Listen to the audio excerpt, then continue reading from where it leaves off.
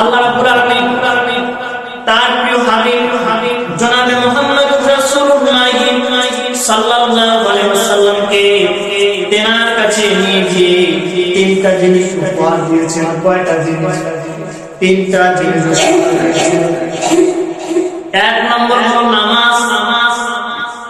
আমরা যে নামাজ পড়ি না, এই নামাজ কিন্তু আল্লাহ পাক রব্বুল আলামিন মিরাজের রাতে আপনার নবী বিশ্ব নবী জনাবে মুহাম্মদ রাসূলুল্লাহ সাল্লাল্লাহু আলাইহি ওয়াসাল্লামকে দিয়েছেন।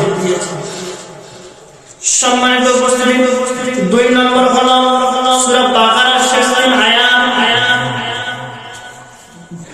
আর তিন নম্বর একটা বিশাল সুসংবাদ দিয়েছেন রব্বুল আলামিন।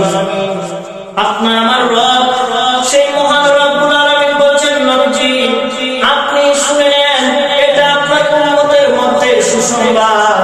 আপনার যদি উম্মত এই দুনিয়াতে চলার পথে যাই গুনাহ করুক না কেন, নবীজি যদি আপনার উম্মতেরা আমি রবের সাথে শিরক না করে, আমি রবের সাথে শিরক না করে যদি সে মারা যায়, আমি আল্লাহ পাক রব্বুল আলামিন তাকে জান্নাতে দিব। বলেন সুবহানাল্লাহ। নবীজি